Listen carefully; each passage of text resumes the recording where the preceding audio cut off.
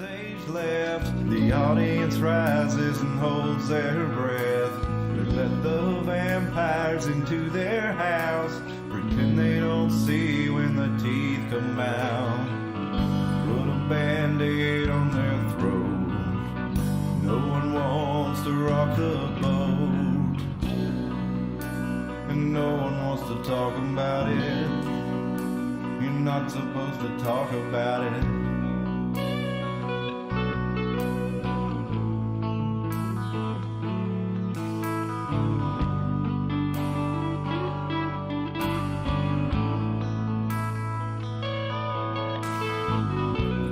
Rises and the players come out, webs of light spinning from their mouths. Stop looking, listen for a little while. And you'll see a very high smile. Pay no attention to the men behind the curtain. Just look away when you see the blood spurting down to a steady drip. I promise to leave you a little bit.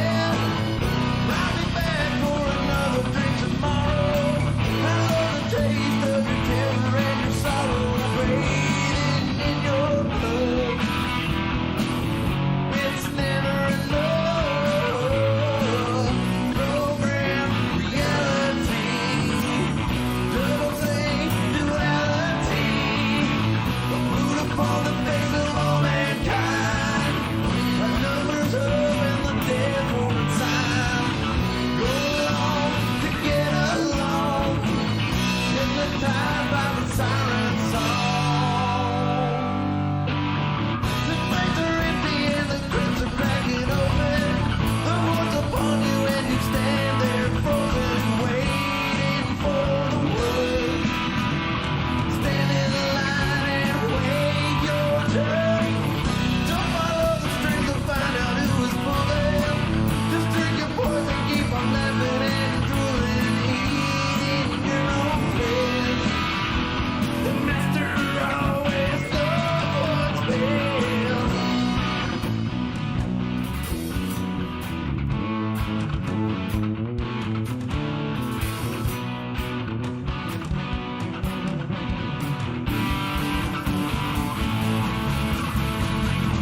Worldwide genocide.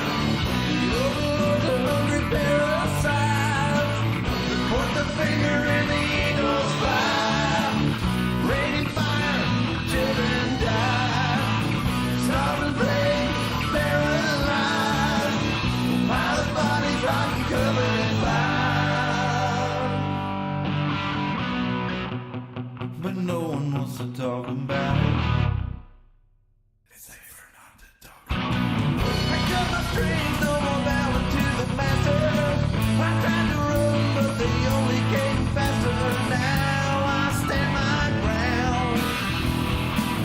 I ain't backing down. Silver bullets in my pistol in my holster. My will is strengthened and my confidence is bolstered. Don't test my resolve. Don't test my resolve. Hello, everybody, and welcome to the Iron Mountain Hour. It is Sunday, July the 16th, 2023. My name is Cliff. I'm joined by Dustin. Tim's not with us tonight. He has... Tim's here in spirit. Welcome, Tim. Thank you for taking time away. Dustin channeling the spirit of Tim through his hand. It's actually not Dustin's hand. I mean, it is Dustin's hand, but Tim is taking control of it as we speak. Don't do that with it, Tim. Jesus. This is a family show. Tim... PG-13. Hey, listen, we're glad to have you with us. Go ahead and like and subscribe to the channel if you haven't already. Would love to have you in the chat. Let us know what's going on out in your neck of the woods. Tonight, we're going to go over some local stories and why we're doing this show. It's been almost 2 years since we started it. Why are we doing it? What's going on with it? What's the future of the show? We're going to get into that a little bit more tonight, and we will love to have you give us your input on it and what you think about this stuff. And being bougie with bubble tea. That's right. Dustin, I have not tried I'm still a bubble tea virgin. It does not look as unappetizing as some of the other ones I've seen. So I might could try something like that. But like, I like it. My daughter had some with it was vanilla flavored and had some kind of crazy like sugar syrup flavored balls in it or something. Did not look good. Hey Alvin, how's it going, brother? Good to have you with us. Hey, we're using the normal camera and we're getting the glitches tonight, like when we use the other camera. But look here, we got good frame rate. We're running 60 frames per second. Not dropping many frames at all on our end, so it must be YouTube. We're dropping 0.2% of frames. So sorry about the glitchiness. Not really anything we can do about it. Our end is running strong. So The overlords are not happy. that's right. They don't like Tim not being here. They like to use Tim to influence us. Whenever we get When we're under the Timfluence. that's right, we get under the Timfluence, it causes all of our brains to go kind of haywire and notice unimportant details about things and sidetrack the conversation. that way we get tracked away from the main point and hung up on whatever little detail our brain got attracted to. Sometimes those can be important though, so it's good we have Tim around for that kind of stuff. I'm hunting for a picture right now. I'm looking for it through the scanner food photos because I saw a photo, I think it was from Carter County last night, of some kind of, it was a photo of somebody wearing, and there was a short video following it that was posted in the comments of somebody wearing all black and some kind of mask and antlers, and it kind of looks like a staged video or a setup, but it was pretty funny and entertaining. So I was trying to find it to share it with you, and I'm finding a lot of bear photos. There has been a lot of bear activity in the area. Have you seen any bears lately? I haven't. I usually see a lot of bears, but except for downtown Johnson City. And then I also found the story of the Maseratis racing through Southwest Virginia yesterday. They were they kept popping up on the scanner. It was like, oh, they're in, Damascus. Oh, no, they're up in Wytheville. Oh, spotted them, in this town. Here they are, all parked at the Asian or at the Japanese steakhouse. And all day across the scanner, the cops were trying to get ahead of them, catch up with them, and to no avail. Dick boys. Yeah, they said there was a group.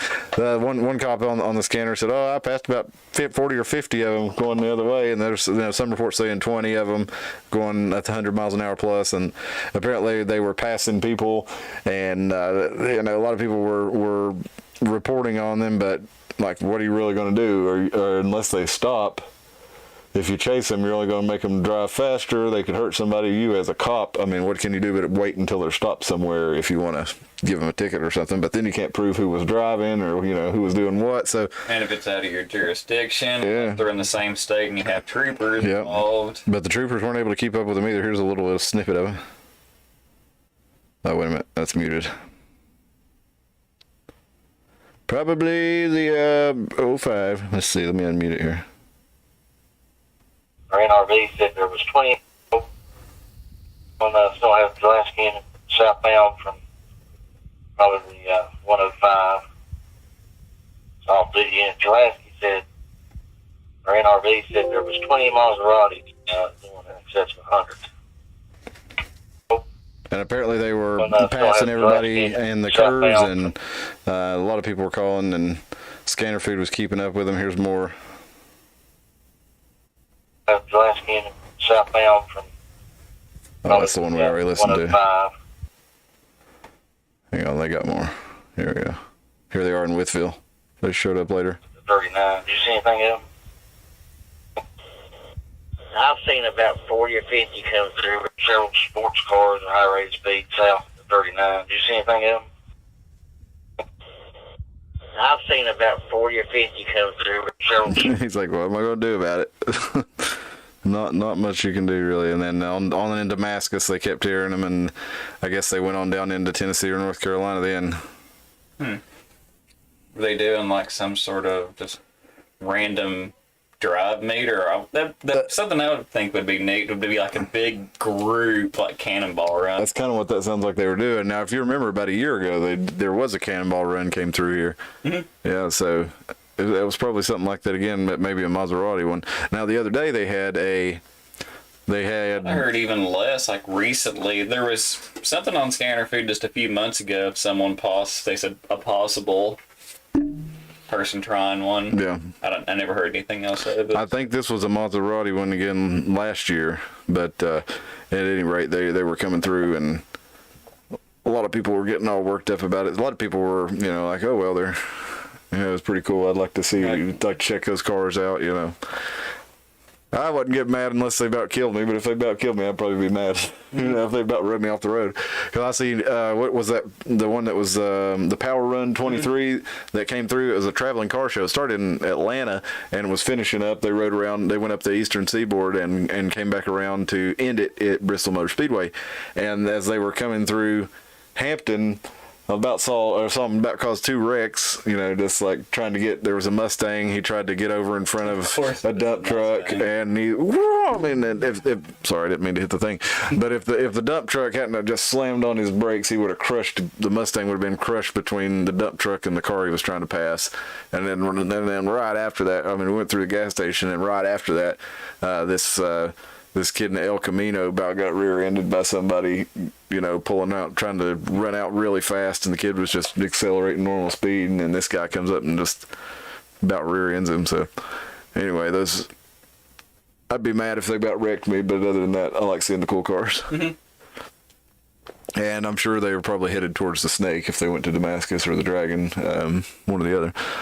You remember we were talking about this is a national story, but I already had it pulled up. So remember we were talking about how that mentally assisted or medically assisted death, assisted suicide was becoming all the rage, and like you could essentially get your doctor to sign off on killing you because you were poor. Suicide machine. Yeah, the suicide machines are a real thing. Well, now Canada is going to allow people with mental illness to choose medically assisted death. So rather than I thought that's the reason we have mental health, is to keep people who are having issues from doing that. Well, not in Canada. They decide, well, we're just going to take these people out of the game, and rather than have them have a failed attempt, we're just going to make sure they succeed. A lot of people who live after they fail suicide attempts are glad. I think most I can't remember the exact percentage. It was a really high rate of people who survived a suicide attempt.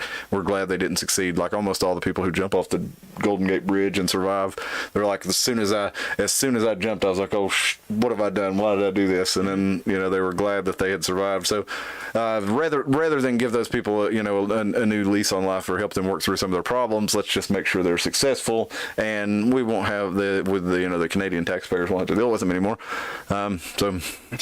Anyway, they've been doing the medical assistance in dying since 2016, but it was usually because you were terminally ill, like you had a cancer, and you could appreciate that. I can understand that. You're like, if I'm gonna die anyway, it's like I would be like, if I were, it's like that's sort of what I do. If I were diagnosed with something and be like, okay, it's already too late, I would live until I got to where I couldn't anymore, and then yeah.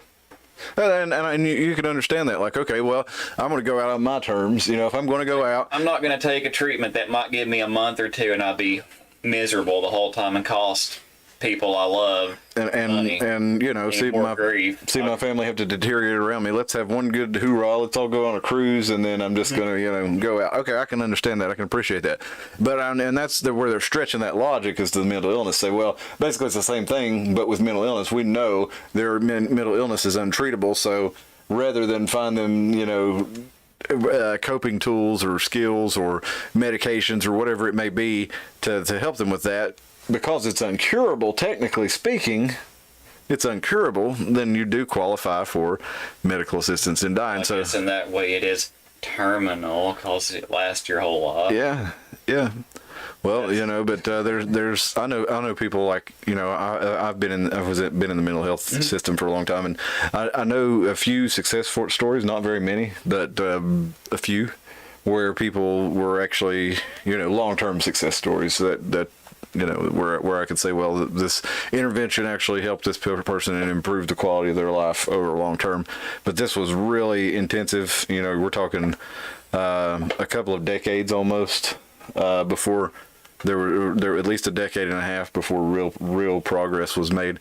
And but this person now has a good quality of life, and I think it's worth working with people like that who are willing to try and who can have a good quality of life. But I guess the Canadian system has decided that that it's more humane to what let this about person choose to off a few themselves. years ago during the event that shut down everything, and they said, oh, you can't go to the doctor because the government has control over it. And all these people that would have had treatable diseases now had like higher stage cancers that could have been treated. Yep. Or they had other diseases that could have been stopped and or treated beforehand, and where they wouldn't let them go to their preventative stuff, they escalated. Yeah, that's an interesting idea, and it could happen with mental stuff too. The horrible what agoraphobia and all kinds of other germaphobes. That's not a technical name, but like agoraphobia. But you know what I mean. People who are afraid to go out in public, people who are afraid to be around others, to people who were scared to death of the flu, of the COVID, or whatever it is. 3 years inside in some cases in Canada, because they're just now coming off over the last, I think the winter, they still had a lot of measures in place in Canada. I think they're just kind of, after this spring, they really just started coming off with a lot of that stuff. So, they've really had it drilled into their brains. Heck, I mean, you still see some people that if you look at them out in public, they think you just like curse their whole family or something. Still, it's like, yeah, for real. And it really messed with a lot of people. I mean, I know people who really had a hard time of it, but to imagine in Canada where it was that much worse and it was the government enforcing it, and you had the whole situation with the people from the truck plant up there, doing their protest because the government was wanting to force them to get the shots. Hey, what's up, Spill? She's in the chat, and Alvin said he's he's here for his semi-weekly dose of Timfluence. Unfortunately, Tim, and you don't want to see what Puppet Tim's been doing over there when he's been off camera. Alvin says, "What happened to all the creepy clowns that used to be around all the time?" Yeah, there was a trend of that there, wasn't it? And there was a friend of mine's daughter who, bless her heart, she was bedridden at the time, and she became terrified of clowns because she was like, what if a clown shows up in my bedroom window? Because all these people were dressing as clowns and doing this stuff, and she was, bedbound. She's like, oh my God, if a freaking clown shows up at my bedroom window, I won't be able to do anything but lay here and scream. And then she started like constantly freaking out about clowns, messing with it. Let's say, I wonder if it kind of stopped because the people that were doing the clown perpetration messed with the wrong people. Yeah. You show up in the woods, with like a machete to me, you're getting something, greatly more effective as a defense tool back at you. Yeah, around here, definitely, you don't want to. I gotta show you this. One of my favorite internet posts of all time. Raquel says, is it actual clowns or people dressed up as one? I'm confused. Mr. Weasley says, bitch, what is an actual clown? I love it. Internet Hall of Fame. Internet Hall of Fame. Tim knows what I'm talking about. B, I know you know what I'm talking about. Tim, I think he's doing some music recording. I don't know if he might be finished by now, but he had a long day of playing and then doing some recording, so he might be checking in on the show right now. Who knows? How did your photography gigs go? The photos looked great. Oh God, it was amazing. I got to, for people, since I don't think I mentioned it last week, I got to finally see like two of my favorite bands, Cynic and Atheist. Saw them in Ground Zero in South Carolina. That venue is pretty rad. I've actually never been there before, even though it's like there's a ton of good shows that come through.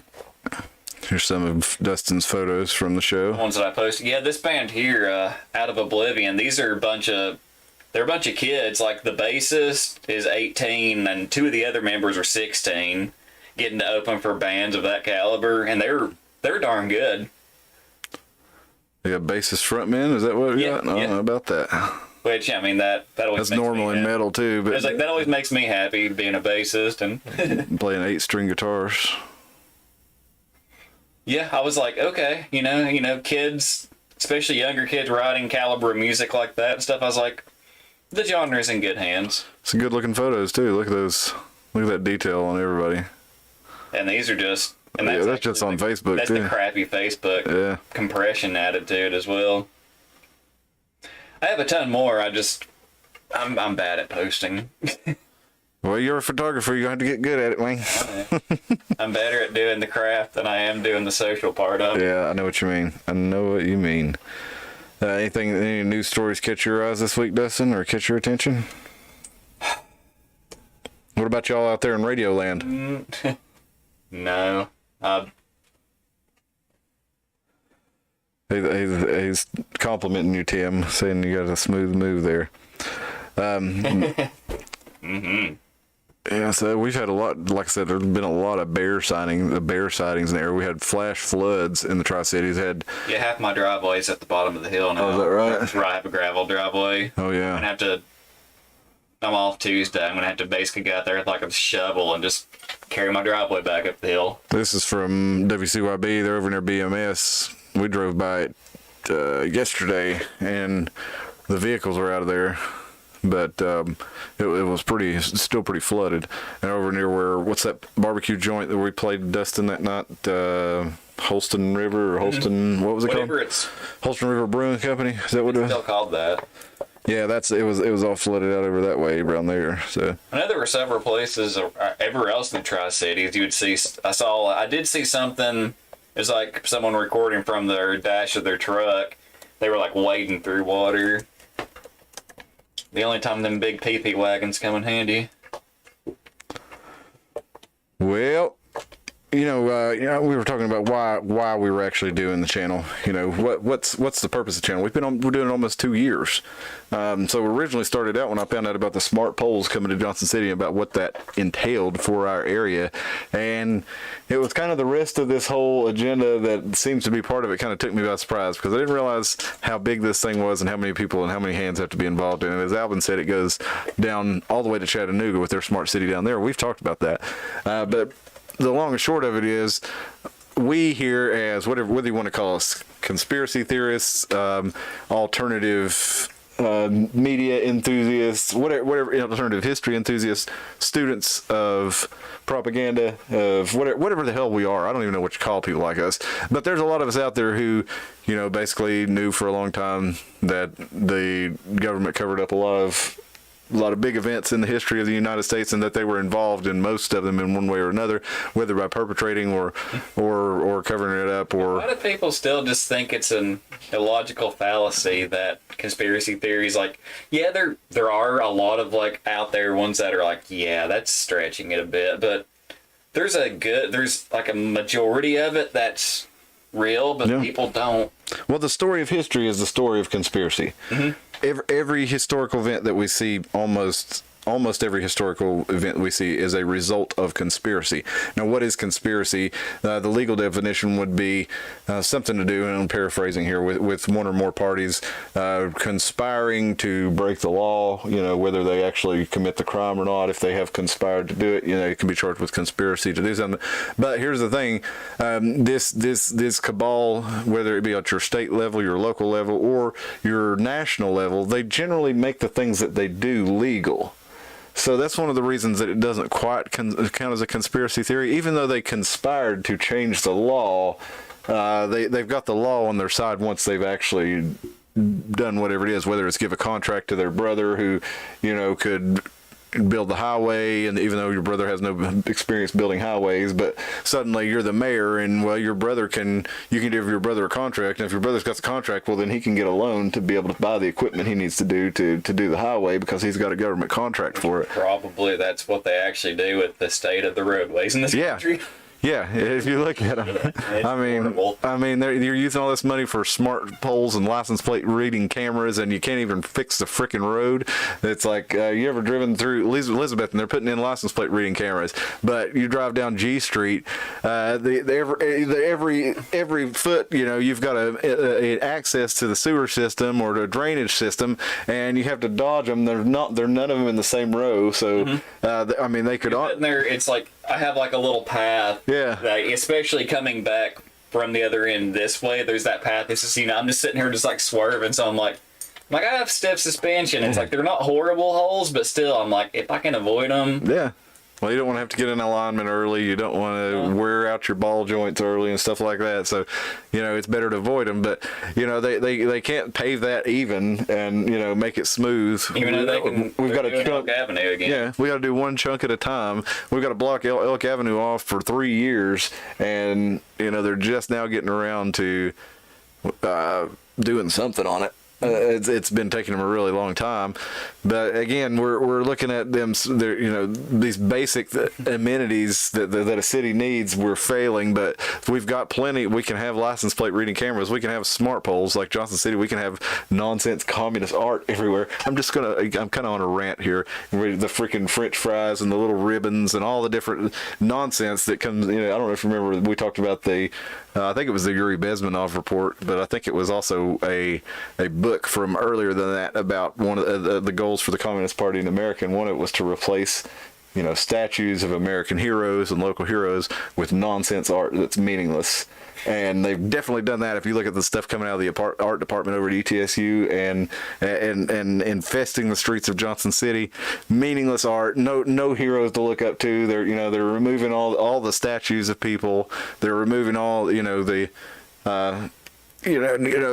things to look up to and giving you nonsense. But it's not, it's like related, unrelated. It's not really like nonsense, but where I was over there doing that show, I visited some friends that live in Greenville, South Carolina. It's kind of neat. They've some stuff with the history of the town, that they have little brass rats everywhere, because there was something, I don't exactly remember the story to it, but there was like stuff with like rats. So instead of, after they got rid of everything, they actually replaced it, and there's like, I think they said there's like over 100 of them throughout the downtown area of the city. It's these little, they'll just be everywhere, and you can go like a scavenger hunt to find them. Which I was like, that's kind of cool, because that's still putting into the history of the city. That's great, and I like that, and I don't have a problem with digital stuff if it's being used to not collect data on you and sell to. They're brass. They're actually physical. Yeah. Okay. Well. Okay.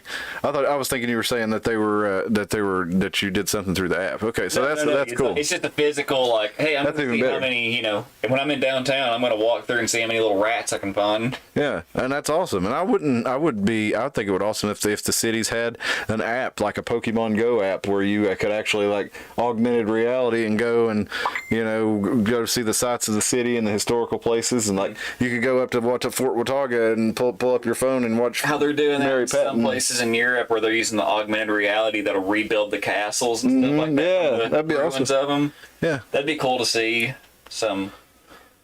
I did reimaginings of how the stuff looked in the area it was. But yeah, the overall thing is this technology is not a bad thing, but the way this technology is being applied to our areas with a high premium on quote unquote security is, I think, dangerous. And then we're expanding the Tri-Cities, it looks like, which is not on my radar. There's something called Plan ET from the basically they're going to reorganize this whole area, and we're going to get into that some. Phone home about it. Yeah, they're for real. They're really, if you see what they did in what the TVA did to the region in the 40s and 50s, where they flooded a lot of places and moved people out of their houses, they actually flooded a town in Butler, Tennessee. So they're willing to reshape the way they do things, and like I said on Wednesday's episode, the news media doesn't really give it the coverage it deserves, because the news report for the TVA wanting to build a new bridge in the community up there on the way up to the dam on the Wilbur Lake. They wanted to build a new bridge there. Well, they said, the TVA gathered with the community to take comments, and then they showed the TVA representative speaking for about 30 seconds. They didn't show any of the community members speaking, which leads me to think that the community members probably did not like the idea of a new bridge being built there, because if they did, they would have said, well, so-and-so was here in support of the measure, and well, I think it's great there's a new bridge, I'll be able to get to my, no, they didn't do none of that. So that tells me that the community was not for it. And that's the way they do on these smart pole reports on the smart poles, reports on the license plate reading cameras. They don't announce it before and allow the public to come in and give comment in most cases. In this case, the TVA did because it required legally to, but the public works City's doing, because that's... the city will say, well, next week we're going to have public safety on the agenda. And that's it. And then they say, okay, public safety time on. Does anybody have an item to move for the agenda? Okay, well, we've got a grant available to us from the state for the Rural Violent Crime Initiative. I move that we bring in flock security to put in license plate reading cameras so the cops can catch all these hoodlums coming through town. I second. City council votes. All right. And then the local news reports on it, and they don't ask any critical questions. They just say, hey, it's decided, this is what's going to happen. And again, most people are completely oblivious to it because the state or the national news mostly dominates the news cycle. You know, even what we stated, those grants, what they cost, and it's like those machines can't cost that much. It's like, wonder how many, sort of lining of pockets is going in with that for them to push those. Well, somebody's got to install them. That's probably where the most of the money will go, is whatever company's installing them. So Flock Security is a big company. They are all across the country, all across the state. But, I bet some of those local leaders have gotten some definitely some kind of kickbacks. Oh yeah, I'm sure. Yeah, I'm sure there's some kind of, want to just push it through without anyone noticing. And they probably get campaign contributions and other things. Like, campaign contributions, you can only contribute so much, but as far as throwing as long as they're unaffiliated with the candidate, I could throw as much money behind Dustin if I wanted to. If Dustin was running for office, and I just donated to Dustin's campaign, there's a limit to how much I can donate, and Dustin has to choose as the candidate how to use that money. But if I start a PAC, I can donate as much money as I want for events supporting Dustin. I can buy commercials. I have to say that I'm not, that all I have to say is that Dustin's not paying for it, that I'm paying for it, and I can use as much as money I want to do that. So or by said affiliate. Yeah, and we get all the time we get mailers, and I think it's hilarious because it's a terrible picture. It's of John Holsclaw, our local state representative here, and I don't know who sends these things out. It's I forget what organization it is, but it's always like, John Holsclaw, thank you for supporting federal term limits for Congress. It's like, John Holsclaw's a state representative. He has nothing to do with federal term limits, and he's been in office for at least 8 years. So why is he supporting term limits for Congress? I don't know that he did. It feels like it's one of these groups automatically sends out these mailers. Like, personally, a lot of people think term limits are going to fix things. If term limits ain't going to fix shit. The problem is not the congressman. The problem is the entrenched bureaucracy, the entrenched institutions that are there that operate without Congress doing anything. All Congress does is fund them. And even if you got rid of all the old swamp creature congressmen, who do you think would come back? New swamp creatures. There's not enough good people in politics to where having term limits would make a difference. And then if you did term limit them, you would lose people like Ron Paul, Rand Paul, Thomas Massey, the few. Dennis Kucinich, I'll say, even though I disagree with him politically, I just want to throw a Democrat in there. There's, you could say I disagree with him too, but what's his name? Not McWhorter, but Bredesen. Bredesen was a popular Democrat governor here in Tennessee. So there's enough people that think he's decent, even though he ran as a full-fledged progressive when he ran against Blackburn for the Senate seat. But anyway, you term limit out. You not only term limit the bad, but you term limit the good. Also, it takes a certain amount of time to learn to use the levers of power in there. So, that would just give more power to the entrenched bureaucracy and institutions, in my opinion. If you have rookie congressmen coming in every 4 years, it makes me think of like Men in Black or something, where like you come in and there's already this huge machine operating behind the scenes, and you're new on the job, and it's like, okay, here's this part of it. You're not going to learn that all at once. But anyway, John Holsclaw has nothing to do with federal term limits, is basically what I'm getting around to. But the back to the point of the channel is we want to show all this stuff, how it's happening locally, what we can do about it, because I think there's a lot of things we can do about it. We've talked about it with Alvin, with Agora, and parallel economies, and basically that you're not divorcing yourself from society. You're not becoming a sovereign citizen. You're just able to exist without the existing framework, and you do as much of your bartering and trading and much of your commerce outside of it as you can, because then if the thing is not there anymore, or if it becomes too oppressive, you can avoid it or not use it. In the event of places with these cameras and stuff, I'd like to encourage an organized movement to boycott businesses that are in these locations. I really think that would go a long way if we could get enough people to do it, interested in doing it, saying, hey, well, you don't have the right to track us everywhere you go. You don't have a right to collect data about everything we do just because you're the local government. You can opt out of Food City. You don't have to have their value card. You don't have to have a fast rewards card. You don't have to be on Netflix or Blockbuster. But you pretty much you have to interact with the city in some way or another if you're going to do commerce, unless you make an effort not to.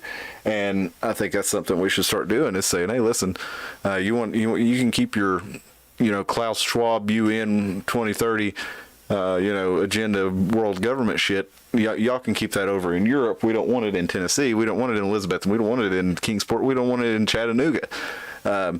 So I think if we get enough of us together on the same page to realize that all this stuff is happening, all y'all probably watch Glenn Beck or somebody like that, and you're talking about, world, you all know, what the hell's his name?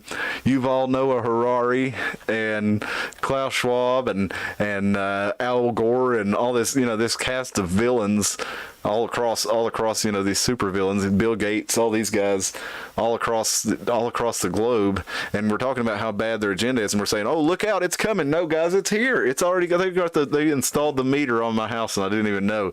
They already put the cameras and the poles in downtown Johnson City. They're putting the cameras in. They're already active in Kingsport. They're putting them in Elizabeth, and it's here.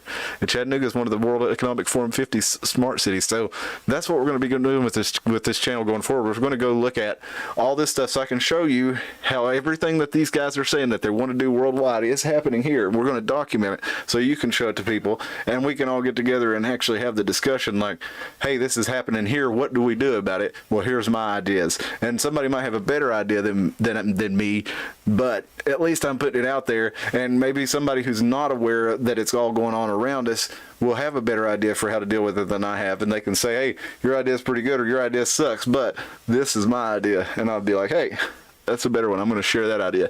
And some other ideas I want to share is have a Stephen Lee Days channel. I hope y'all are out there checking in. They are transplants from PA who've moved down to this area, and they've started a great YouTube channel. I have shared it in the channel. It's in the description of this video, as well as their video where they are they went down to Sneedville today, and they checked out a cabin where a lady was making moonshine. She was so fat she couldn't get out of her house, and when they were going to have to get her out, they were going to have to take out the chimney. Anyway, she died in the house. And there's a poem on there that Lee reads. It's pretty awesome. So they go down there and check out their video. It's really cool. It's in the description. Their channel's in the description. They got a lot of cool stuff. They do kind of what we maybe started a little bit on this channel, where we went around locations and did some filming and stuff. And I think we're going to get back into that, do some more on location stuff, maybe some man on the street stuff. And we're going to film these videos, a series of videos. It may just be me and Dustin, or some of them may just be me for the next little while, but we're going to film them and release them on Sunday night at 10. We're going to set them up as a premiere. So, excuse me, been drinking Dr. Pepper. I must have drank about 15 Dr. Peppers, but we'll put these up, and we can all get together in the live chat. Even though the show won't actually be live, we'll still be on the chat participating, and we can do live stream, and it'll allow us to put more information on the screen, not get sidetracked as much as we do when we're trying to prevent some of this stuff. Some of our bullshit. Oh yeah, there's still going to be bullshit. That is the Iron Man now. Yeah, that's right. Yeah, we'll definitely put that in there, but we'll kind of make sure all the bullshit flows in one way. All the shit tributaries are going to be going into the big shit one stream. Larger shit stream.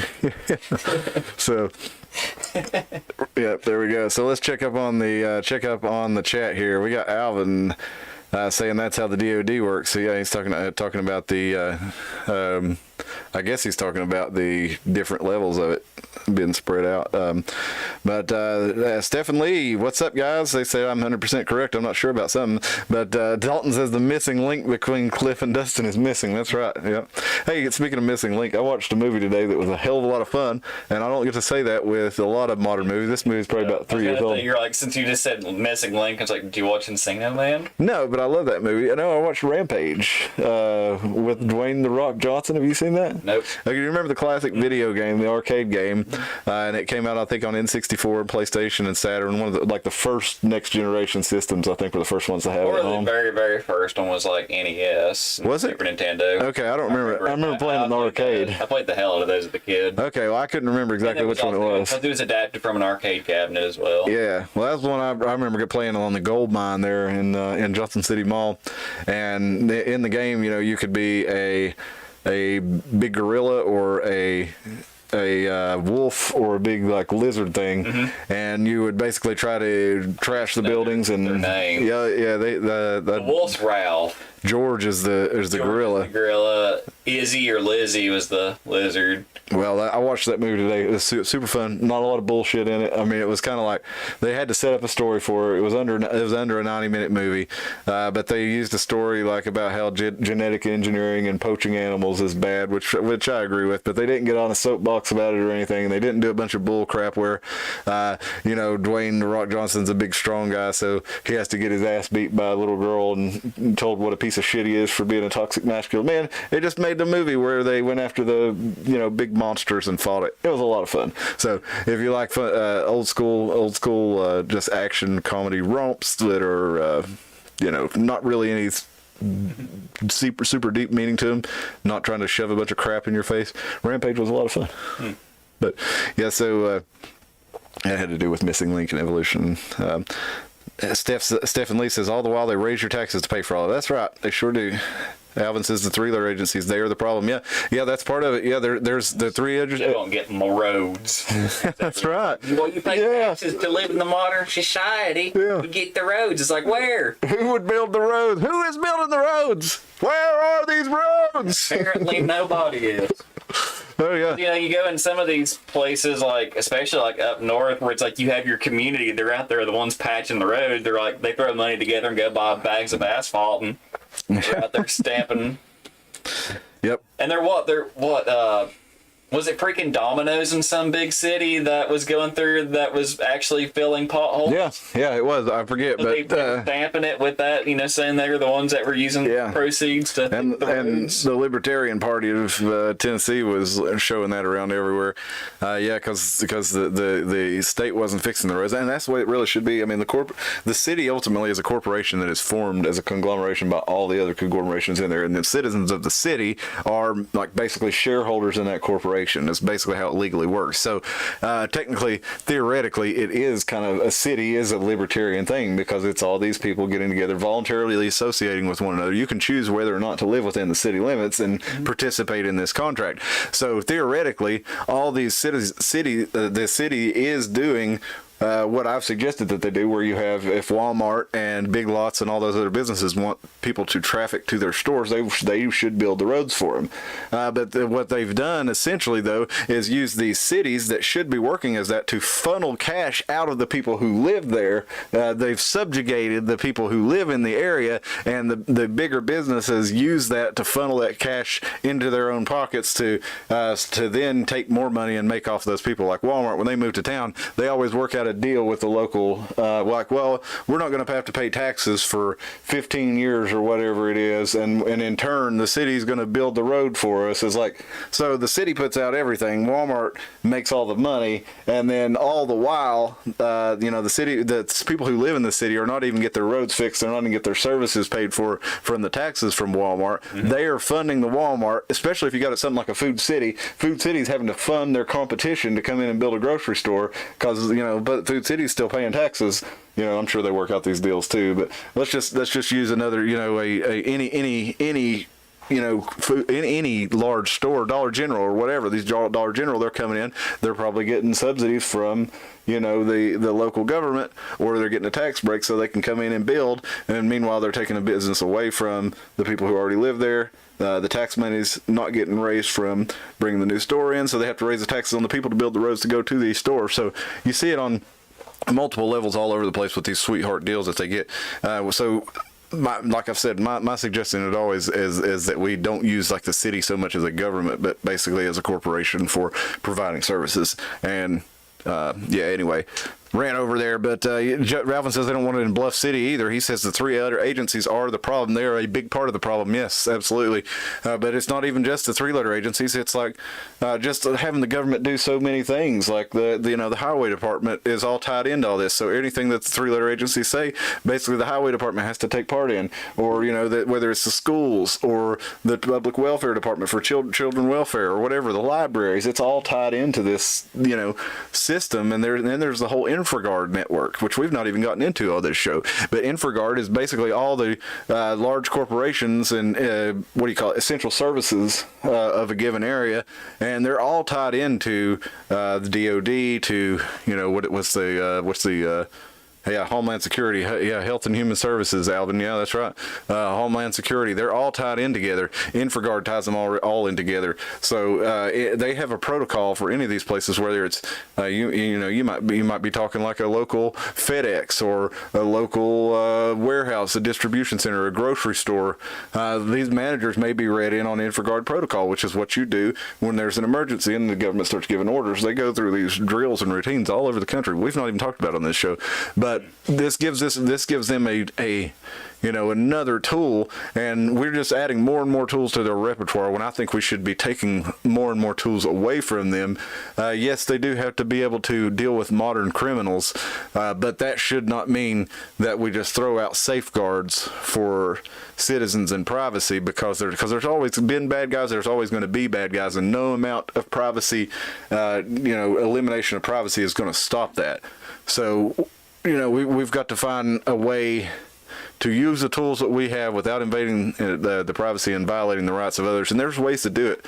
As good as some of these tools are, there's plenty of ways to do it. But we're going to talk about that. We're going to talk about alternative ways to fight, not necessarily fight the system, but to change the system. Like I said, those all these downtown businesses, if you're not coming down there and you tell them because, well, our revenue's down $1,000 this month, or our revenue's down $10,000 this month because nobody wants to come around the cameras, that's going to get them going to the city council meetings. Those are the people who actually have sway at the city council meetings. When you have business owners down there saying, hey, I'm paying all this money in taxes, and you're using that tax money to actively hurt my business. This is not going to fly. And so these are the people who donate to their campaigns. This is the people who run PACs for them. This is the people who they count on to get reelected and back into these positions. Ultimately that's where their bread's buttered. So no amount of, whatever it is that they may, get on the side or kickbacks is any good if they can't keep their position where they're in a position to trade, their position for kickbacks. So, we can't count on them to be saints, but we can count on them to know which side their bread is buttered on, and know which side, and know where, and know that when it falls, it's going to go on the ground. It'll be buttered down. Stephen Lee Day says, I worked for CYF and PA Corrupt, and that's the youth welfare, I think, program up there. Alvin says more 3-letter agencies than you can shake a stick at. Yep, straight from the movie Rampage that I was talking about. OGA, other government agencies. Those are your ones that don't even have a name, or that you can't even share the name of. Alvin says, not change or fight the system. All we have to do is obviate the system and go on our lives go on. The system left wondering what happened. Where'd everyone go? Absolutely, yeah, that's the best way to do it. But I do think Alvin, part of doing that has to be changing it, though. Again, because we still want to have, I still do, and want to have a society. I still want to participate in things like community, and I don't want to be like the Amish or the Mennonites or something, but I think a lot of the people in this area really are like-minded, the people who actually care, but they just are trusting of maybe their news media, their neighbors. Like, so, if something like this was going on, I would know about it. You know, that's kind of the curse that we have from so many different ways. Is I would know about this if it were happening. Oh, that sounds crazy. You know, there's no way I wouldn't know about that. But that's what a lot of people really think. Children, Youth, and Families, Stephen says. Yeah, okay. That's the State Department up there. And I know Stephen Lee have got some stories about that. Circumvention is the solution. Yeah, I agree, Alvin. Circumvention is the solution, but I think so many people see the, what do you call it? What's the word? I mean, that they venerate the government because it has this perceived authority. You know what I mean? They can't conceive that something that they grew up to love, the government, the American and state government, the Constitution, is being used to subvert their freedom. And they certainly can't believe that the local courthouse where, you know, they go to register their car, you know, who they know, you know, the guy who's worked down there for their whole life, the mayor, you know. Almost like a cognitive dissonance. Yeah. So that's not exactly what you're meaning, but. No. But the people have this view of government that it's trusted, it's an authority, it's, you know, it's legitimate. Yeah, they think that okay, that's the only legitimate way to do it. So we have a problem with legitimacy because that's why I feel like changing it has to be a part of it, because to get the hearts and minds of enough people to be able to affect this kind of thing, you know, you do. It's the same. You do have to subjugate and circumvent, but you also have to make aware and make it safe to subjugate and you know what I'm saying, and circumvent. So. What happens if we're running a parallel economy and this whole system just decides that it's against the law to run a parallel economy, right? They're going to have larger numbers than us, and they're going to be the legitimate party according to most of the citizens of the state and local area that, you know, they're going to recruit to actually do the dirty work for them. So whether we're right or not, legitimacy matters, because we're playing a game of percentages here, and, you know, having the view of being a legitimate authority or a legitimate way of doing things really does affect the way people think about it. Alvin says, first rule of Fight Club is you do not talk about Fight Club. If you build it, they will come. Like I see. Amen, Alvin. I'm ready to not talk about Fight Clubs. Says Alvin. You didn't read Rule 1, did you? Talk about what? No, that's kind of the Agoric network too, though.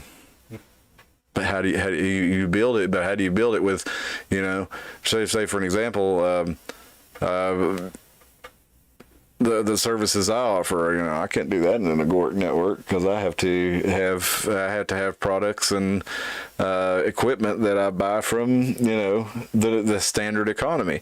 There's a lot of things you really can't do outside of the standard economy without participating in the standard economy.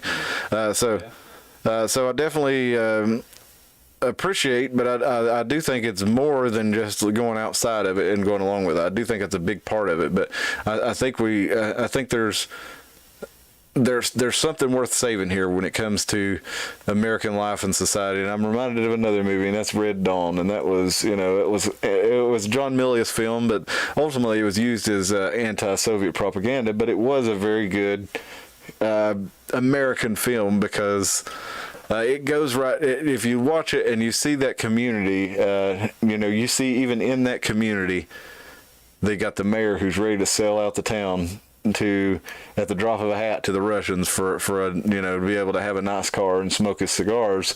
And he'll tell the citizens that I'm saving you. Remember, he you know, he's like, I'm doing this for you.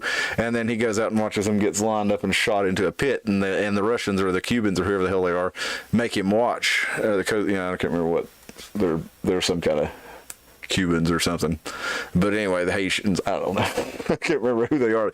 But anyway, they take over the town, and it's a trope in movies because it's such a true thing.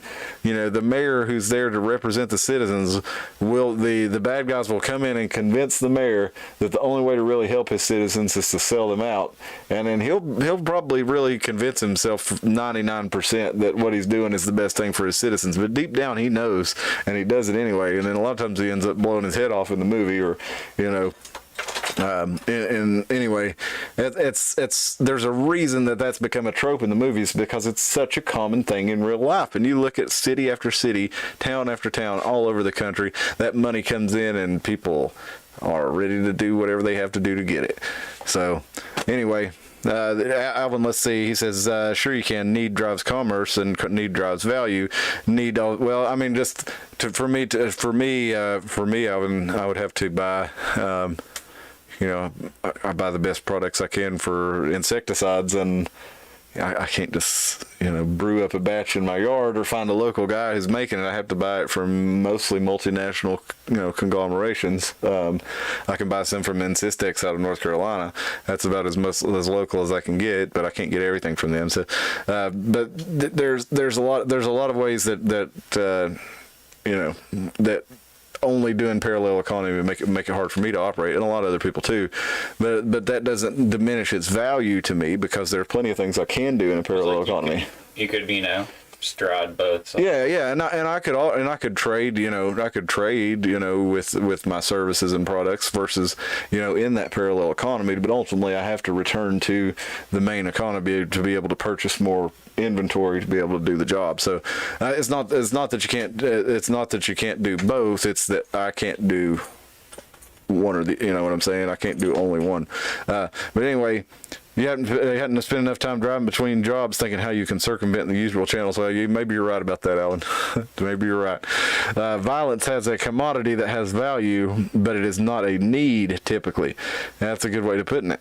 Needs always need to be met, and a return to needs-based economy is the path. Well, I can't argue with that either, Alvin. So definitely something to think about. And it's kind of like I've noticed from stuff like looking at some other economies around the world.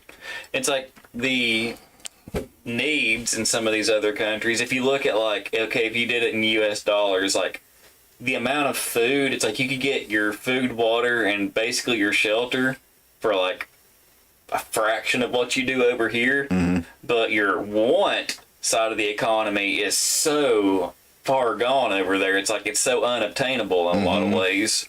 But it's you can buy a fucking 70-inch TV for cheaper than what you can buy your monthly groceries on anymore. Yeah. In America. And that's absolutely true. Yeah, I went and spent $250 at the grocery store, easy, and I didn't even get that much meat, So you can definitely, and I could have bought a probably 70-inch TV for $250, $300, couldn't I? For a HCL or something, lower end.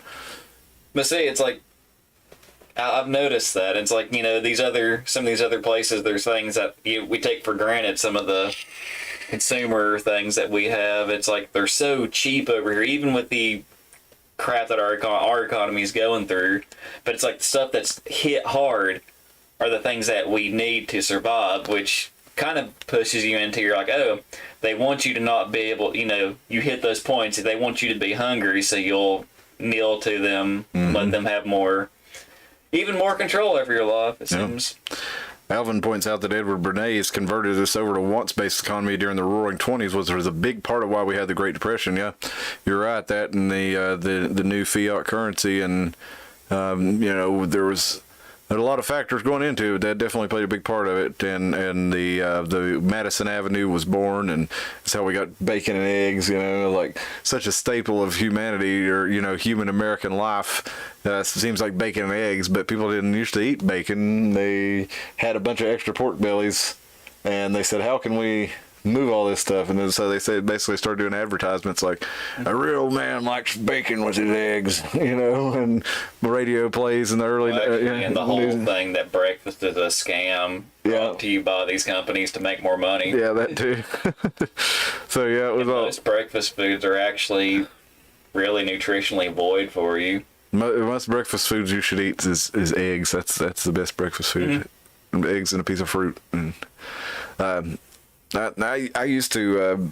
I've got out of the habit of it, man. But I used to like every day before the show, I would eat like 6 eggs on or before our Sunday show, and I felt like it really got my brain working. But I would fry up like a pack of bacon and eat about half a pack of bacon and 6 eggs and a big bowl of blueberries and big poop. Yeah, yeah, I was gonna say and have a big cup of plain yogurt, whole milk yogurt, and.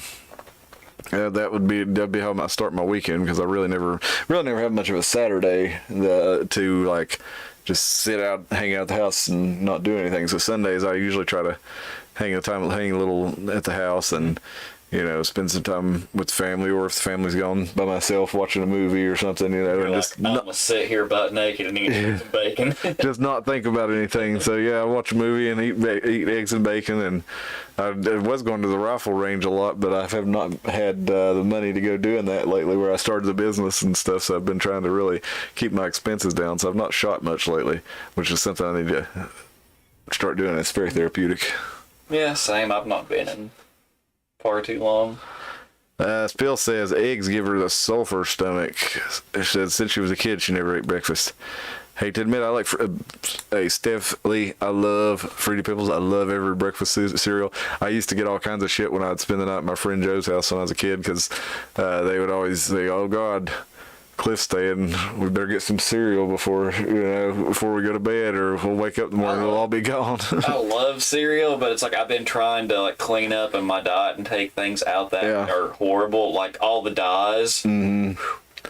Only thing I really eat now is like great grains. The one Raisin Bran. I'm getting old. Crispix. I love Crispix. Yeah, Life is an okay one. I like Life. I like Cinnamon Life. Yeah. Yeah, that's. I don't use milk in my cereal. I eat it dry, so it's like I usually keep the box in my room by my computer. So if I want like a snack or something, I'll just. Grape nuts and shredded wheat. There you go. I like that too, Spill. And do you drink milk, Dustin? Yeah. Do you drink whole milk or skim milk? Or whole when I do. Does anybody drink skim milk? I can't drink skim milk. I remember my mom used to get it. I remember. Most people are like, "Oh, skim milk's like water."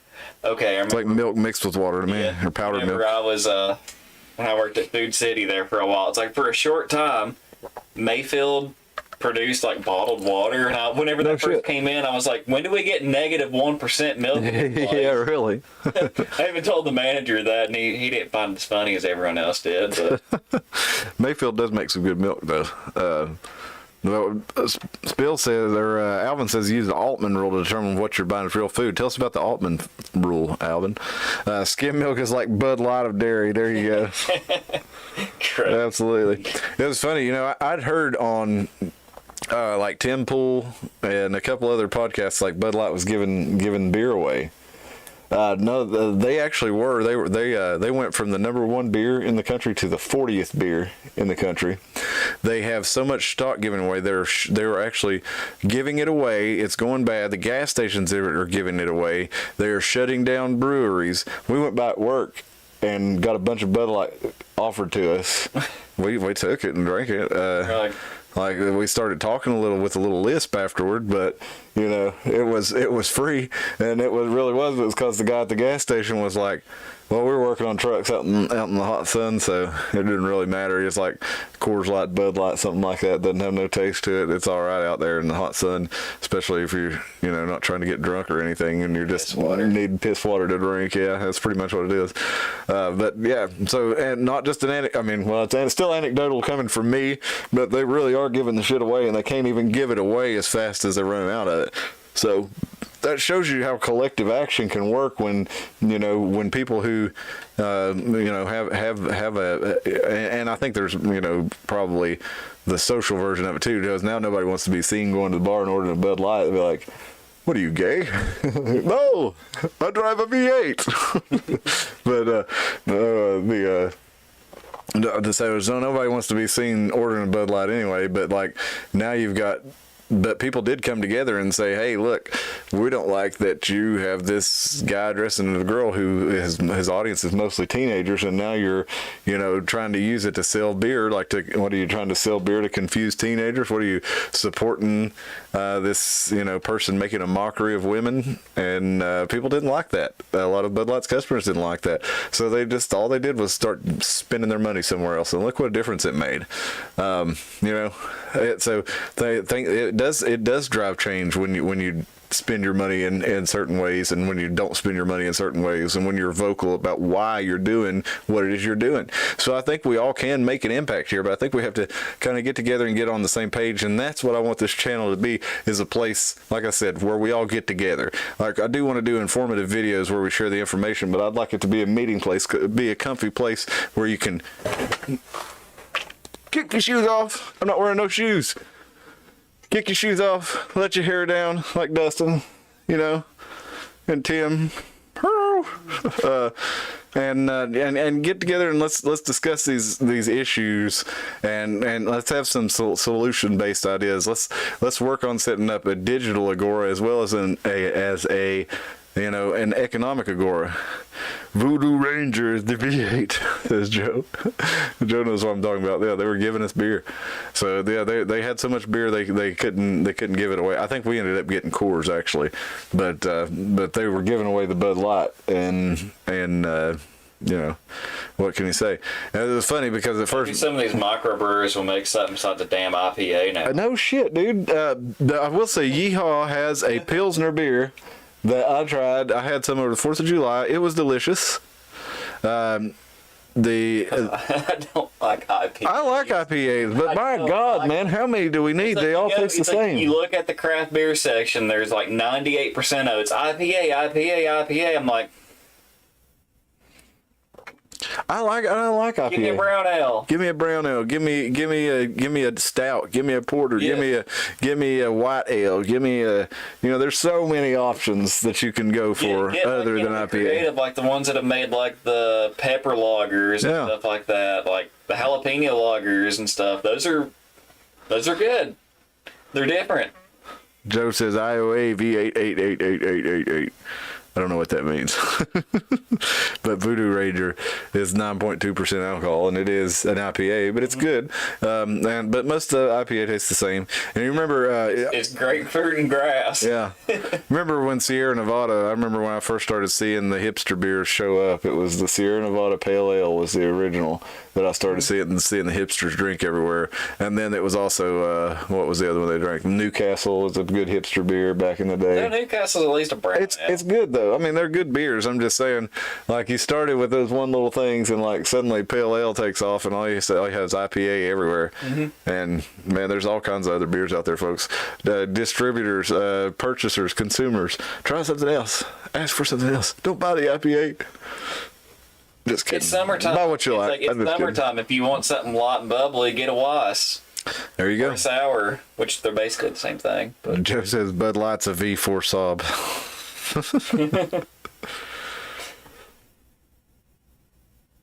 Shinerbach, Alvin's drinking. I like a Shinerbach. Shinerbach's a good one.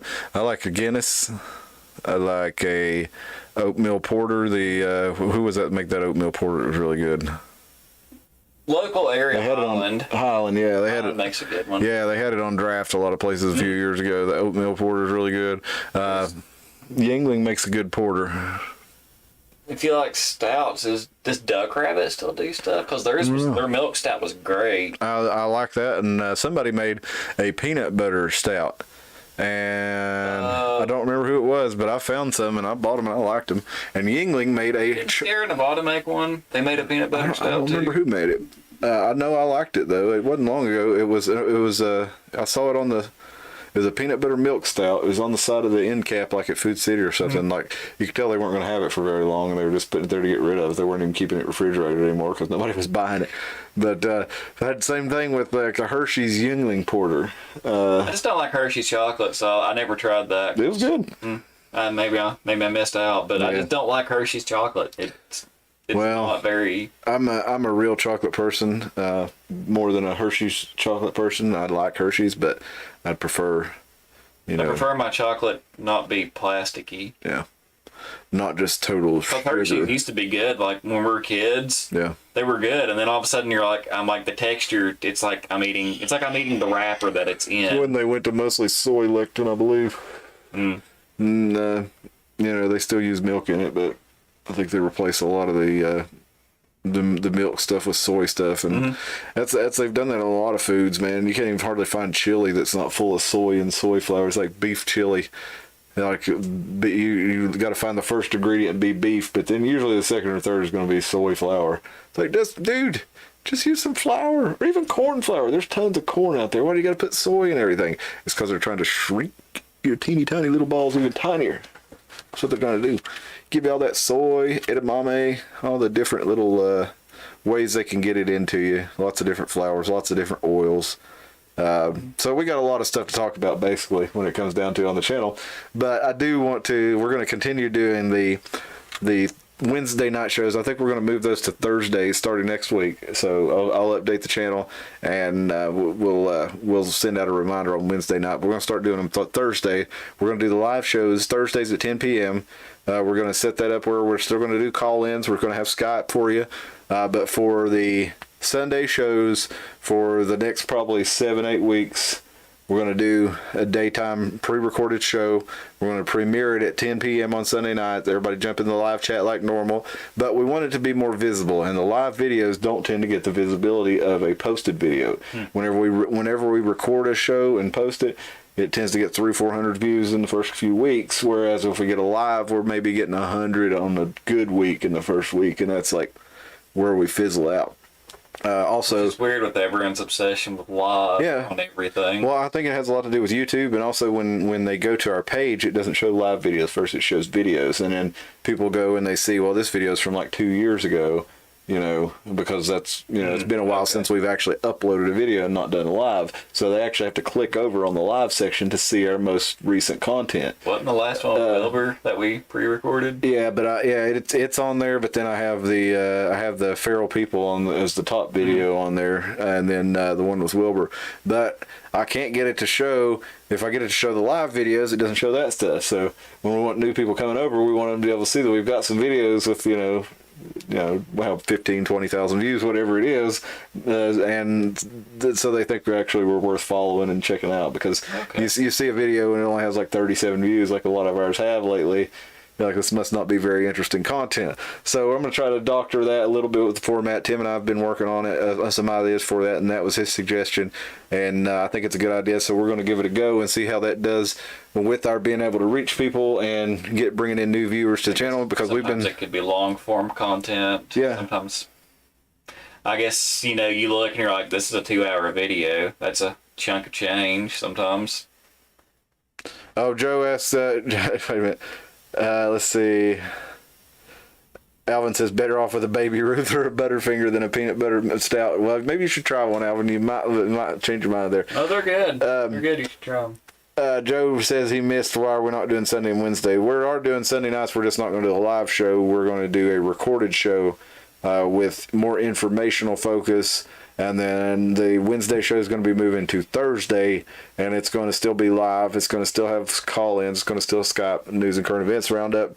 But we're going to give a little more time for people to see that Sunday episode before the next episode comes up, and that gives us a little more time to get through the news of the week and have more content for the Thursday show.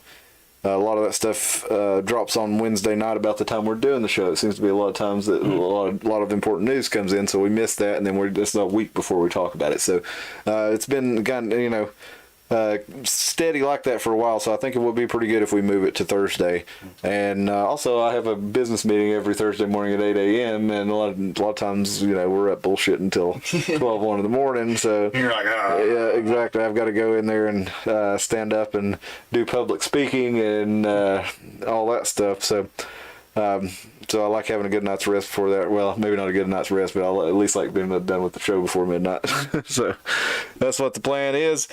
Stephen Lee says we get the views, just struggle with subscribers. Yeah, and we were like that for the longest time, Stephen Lee. We had we've been stuck. I saw y'all around 367. You said y'all been around the same place. We've been right 375. We just cannot seem to break 375. We hit 375, 376, back down to 374.